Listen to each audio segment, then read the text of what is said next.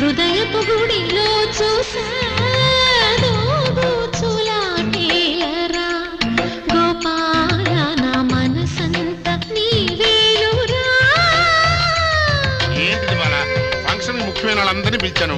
లోపల అమ్మ కూడా ఉంది. నువ్వేమో బాటిల్ చేతితో పట్టుకుని వస్తున్నావు. మీ అమ్మ నిన్నే మర్చిపోతూ ఉంటుంది. ఇక నన్ను ఎక్కడ గుర్తుపెట్టుకుంటుంది? ఒకవేళ ఇప్పుడు